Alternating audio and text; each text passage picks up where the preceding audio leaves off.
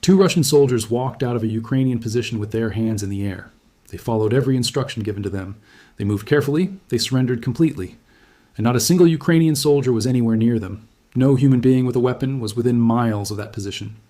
The two men were surrendering to machines, remotely operated ground robots, controlled by a Ukrainian pilot sitting safely behind the lines, watching through cameras mounted on vehicles that bled no blood and felt no fear. The position had been taken, in the words of the Ukrainian commander who described it, without a single shot being fired.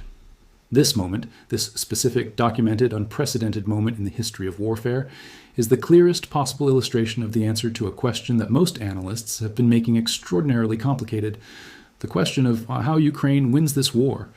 The answer is sitting right there, in that image of two Russian soldiers surrendering to robots. It is so simple that it has been hiding in plain sight for months while the world debated manpower numbers and territorial maps and diplomatic frameworks and nuclear red lines. Ukraine wins this war by replacing human beings with machines, faster than Russia can adapt, at greater scale than Russia can match, across every domain simultaneously, in the air, on the ground, at sea, behind the front lines, until the human cost of fighting Ukraine becomes so catastrophically high and the Russian capacity to absorb it becomes so structurally depleted that continuation of the war becomes impossible for Moscow to justify to its own army, its own economy, and its own population. That strategy is not hypothetical. It is already working. The numbers are in. The trajectory is undeniable, and the question is no longer whether Ukraine's drone and robot approach can change the war's direction. It already has. The Institute for the Study of War observed a progressive slowing of the Russian rate of advance by at least 2/3 over the past 18 months. Russian forces seized an average of 2.9 square kilometers a day in the first third of 2026, compared with an average of 9.76 square kilometers in the same period in 2025, 2/3 slower. The Russian military machine, the grinding, relentless advance that consumed Ukrainian territory kilometer by kilometer through 2024 and 2025, the advance that intelligence analysts warned would eventually overwhelm Ukraine's thinning defensive lines, has slowed by 2/3. Not because Russia ran out of weapons, not because peace negotiations constrained its operations, because Ukraine found a way to make each Russian kilometer cost more than Russia could afford to pay. And the instrument of that cost increase is unmanned, uninhabited, and being produced by the millions. Drones are the dominant force on the battlefield today, causing approximately 75 to 80% of all casualties. Ukraine has achieved a distinct numerical and technological edge in drones on the battlefield. Russia has opted for producing large quantities of a few types of drones rather than investing in technical innovation. But Ukrainian production of small drones appears to exceed Russia's, with at least 3 to 4 million units produced in 2025 and a goal of up to 7 million in 2026. 75 to 80% of all casualties caused by drones. Think about what that number means for how this war is actually being fought. The artillery duels, the tank battles, the infantry assaults, all of which dominated coverage of the war in 2022 and 2023, are no longer the primary drivers of the casualty equation. The machines are. The small, cheap, fast, expendable flying objects that Ukraine is building by the millions are now responsible for 3 out of every 4 soldiers killed or wounded on this battlefield. And Ukraine is producing more of them than Russia. Not marginally more, significantly more, and improving them faster. Ukraine's unmanned systems forces are intercepting Russian drones at a growing rate. 2,975 in January 2026, 3,679 in February, and 7,074 in March. ISW said interceptor drones have major tactical importance on the battlefield because Russian forces rely on drones to weaken Ukrainian defenses, support their advance, and prevent Ukrainian advances. Improved capabilities to intercept Russian drones are therefore helping slow Russia's offensive push and support Ukrainian counterattacks. The numbers accelerate every month. January, 2,975. Russian drones intercepted. February, 3,679. March, 7,674. More than doubled in a single month. Ukraine is not just producing more offensive drones than Russia. It is developing the interceptor drone capability that defeats Russia's offensive drone advantage, turning the tables on the weapon that Russia has been using to pin down Ukrainian defenders and enable its infantry infiltrations. When Russia's drones cannot reach Ukrainian positions effectively, the infantry that Russia relies on to exploit the damage those drones cause cannot advance. The entire tactical sequence breaks down, and the numbers show it breaking down in real time, across the front line, all through the spring of 2026. Russian forces advanced at a rate of 14.9 square kilometers a day from October 2024 to March 2025, compared with 10.66 square kilometers from March to October 2025, and 5.5 square kilometers in the first 3 months of 2026. According to one estimate, Ukraine has halved the Russian rate of advance in the past 3 months. The frontline situation is the best it has been in 10 months, 14.9 to 10.66 to 5.5. The sequence is consistent, directional, and accelerating in Ukraine's favor. 3 successive measurement periods, each showing a further reduction in Russia's daily territorial gains. In April 2026 was the month that the Institute for the Study of War documented something that had not happened in over a year and a half. Russia lost territory. Russian forces suffered a net loss of 116 square kilometers during April. Ukraine may have tipped the scales and recaptured more of its land than it lost. Net loss for Russia. In a month when Russia increased its assaults on the fortress belt cities of Donetsk. In a month when Russian forces were trying harder, not less hard.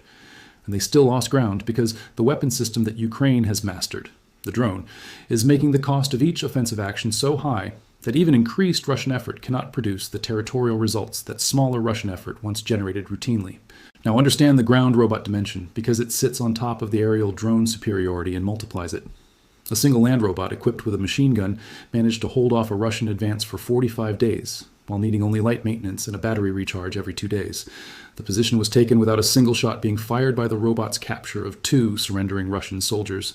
The current goal is to replace a third of infantry with drones and robots this year. President Zelensky said drones and robots conducted more than 22,000 missions in the past 3 months alone. Lives were saved more than 22,000 times when a robot went into the most dangerous areas instead of a warrior. A single machine gun robot. 45 days. Holding a frontline position. The implications of that number. 45 days of defensive capability from one unmanned system requiring only a battery charge every 48 hours. Cascade through the entire manpower calculation that has been used to predict Ukraine's defeat. Ukraine has been described for 2 years as facing a demographic crisis, a manpower shortage that would eventually force it to yield to Russia's numerical advantage in human soldiers. That analysis assumed the unit of military capability was a human soldier. The robot at that position for 45 days suggests the unit is changing. If one robot can hold a position for 45 days, and Ukraine is planning to replace a third of its infantry with robots this year, the manpower equation is not what it was a year ago. The humans can be concentrated at the points where human judgment and physical presence are irreplaceable. The machines hold the rest. Robots do not bleed. Ukraine's battlefield experience confirms that in order to be successful in modern warfare, armies should model themselves on technological innovation and rapid adaptation. Ukraine's robot army should be viewed as an important part of the country's constantly evolving defenses that can help save lives while raising the cost of Russia's invasion. Robots do not bleed. That phrase, spoken by a Ukrainian commander, is the entire strategic logic condensed to 3 words. The reason Russia's attrition strategy was supposed to work against Ukraine was that Ukraine could not sustain the human cost of years of grinding warfare indefinitely. Russia assumed it could. Russia planned on it. The entire Russian theory of victory from 2022 onward rested on this foundation: grind Ukraine down, absorb whatever losses come, and eventually Ukraine runs out of the human material to keep fighting. But that theory only works if the thing being ground down is human. If Ukraine replaces humans with machines at sufficient scale and speed, the attrition model breaks. Russia can grind through millions of drones. Ukraine produces millions of drones. The attrition is commercial and industrial, not demographic. And Russia's sanctions-constrained, inefficient war economy is losing that industrial competition. Now see the middle-range dimension, the layer of the strategy that is least visible to casual observers, but that military analysts describe as potentially the most consequential transformation of the battlefield in 2026. Ukraine has scaled up its mid-range strikes, with its drones now hitting Russian logistics nodes, supply routes, command posts, and units at a depth of up to 120 to 150 kilometers behind the front line. Ukrainian forces have been intensifying their mid-range strike campaign since late December and have markedly increased the intensity and frequency of such strikes since March. ISW reported that expanding the drone kill zone deeper into the rear could make it far more difficult for Russian forces to sustain their current infiltration tactics. There is no safe rear area for the occupiers. There is nowhere to hide and no way to protect themselves. No safe rear area. This is the concept that changes everything about the geography of this war. For most of history, a frontline soldier knew that behind the line, 10, 20, 30 kilometers into the rear, was relative safety. Logistics troops could resupply without being hunted. Commanders could plan in buildings without fear of immediate strike. Medical units could treat the wounded without being themselves targeted. That geography of relative safety is what enabled sustained military operations over months and years. Ukraine is systematically destroying it. Drones patrolling 100 kilometers behind Russian lines, hunting supply trucks and ammunition depots and command posts and troop concentrations in areas that Russian soldiers considered safe. Ukraine released footage showing its drones patrolling over occupied Mariupol, more than 100 kilometers behind Russian lines. Over Mariupol, over a city that Russia has controlled since May 2022, over a city that is not on the front line and is not near the front line by any conventional definition. Ukrainian drones flying reconnaissance and strike missions over Mariupol in May 2026 means that the concept of a Russian-controlled zone in occupied Ukraine where military activity is unchallenged no longer exists. Every Russian truck, every Russian ammunition cache, every Russian command post in the entire occupied territory of Ukraine is now within range of Ukrainian drones that can find it, identify it, and destroy it. Ukraine has sharply expanded its middle strike campaign against Russian logistics, military equipment, and manpower since late 2025, especially in early 2026, with at least 41 Ukrainian middle-range strikes in January 2026, 61 in February, and 115 in March. That has hampered Russia's advance across the theater and is likely also disrupting its spring-summer offensive, 41 to 61 to 115. The middle-range campaign is accelerating at the same rate as the interceptor drone numbers, doubling in the span of weeks, building momentum, each successful strike providing data that improves the next one. The Russian spring-summer offensive that Moscow had been planning, the push that was supposed to capitalize on the momentum of 2025's territorial gains and drive deeper into the fortress belt of Donetsk, is being disrupted before it fully materializes. The logistics trains that feed Russian assaults are being hit. The ammunition dumps are being destroyed. The command posts that coordinate the attacks are being struck. And Russian pro-war bloggers, the ones who cheered every advance and dismissed every Ukrainian success for 3 years, are now writing that the drone interdiction of rear area logistics routes could paralyze entire occupied cities within months. In March 2026, for the first time, Ukraine launched more long-range munitions into Russia, over 7,300, than Russia launched into Ukraine, around 6,400. Ukrainian drones have been hitting deeper and deeper into Russian territory, all the way to the Primorsk and Ust-Luga Baltic Sea terminals near St. Petersburg, about 600 miles from Ukraine's borders. Russia's export capacity is now down an estimated 40%. At this point, most of Russia's populated areas, mostly in the south and west of the Urals, are within Ukraine's reach. Ukraine launched more long-range munitions into Russia than Russia launched into Ukraine.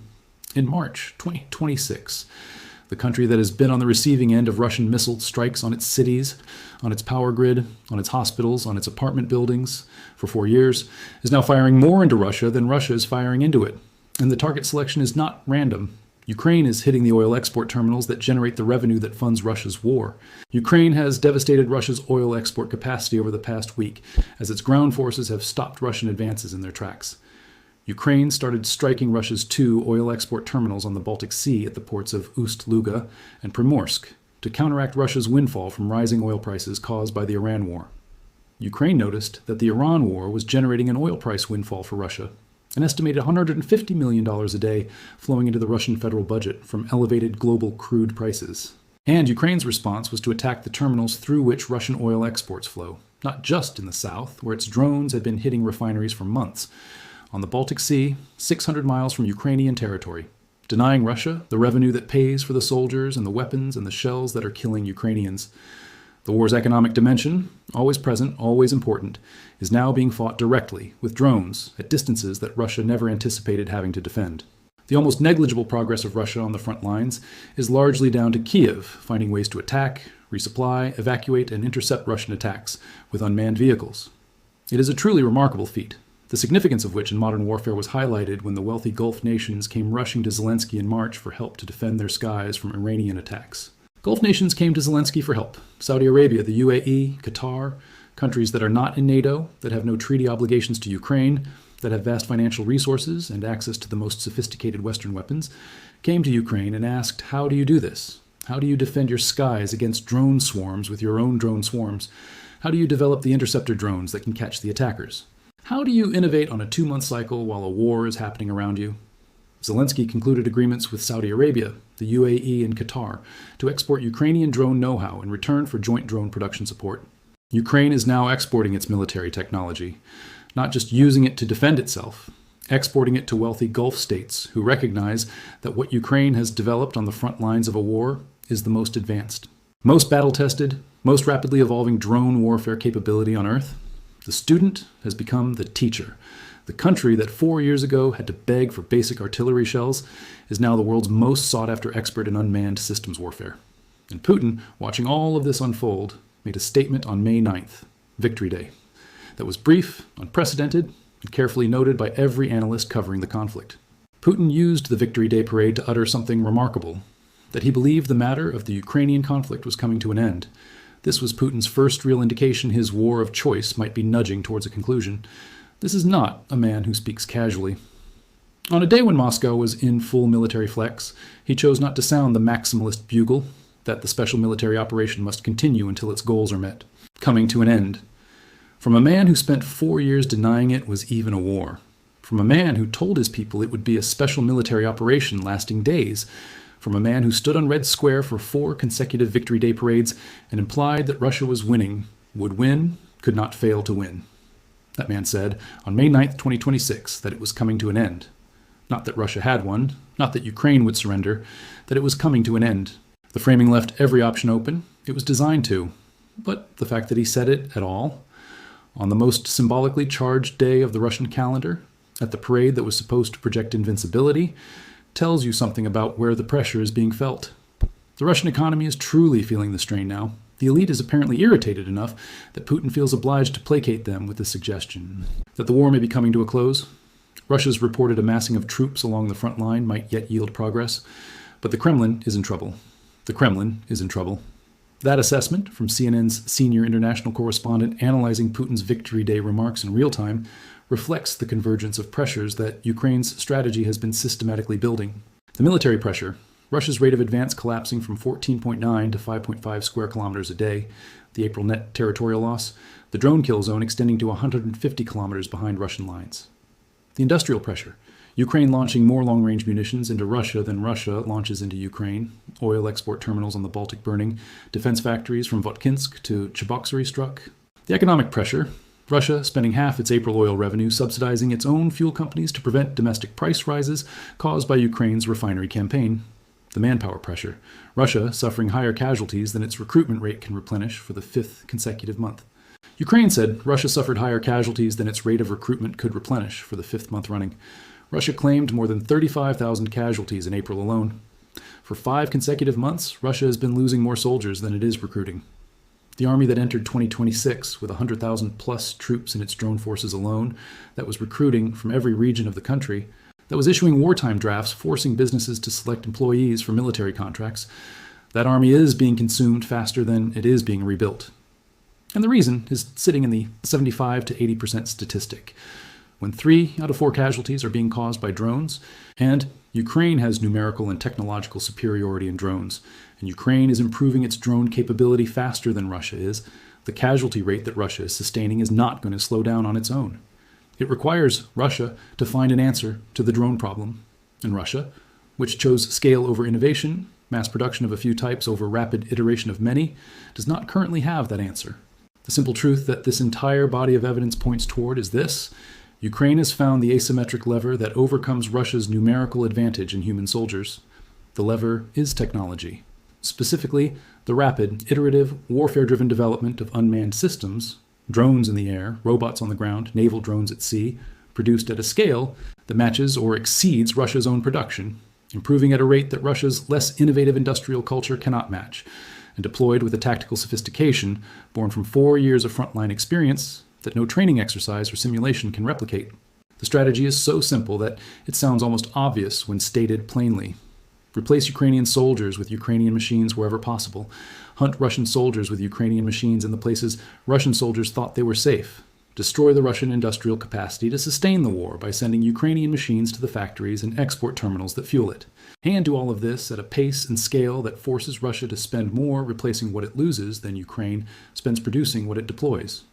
The rate of Russian advance, 2/3 slower than a year ago.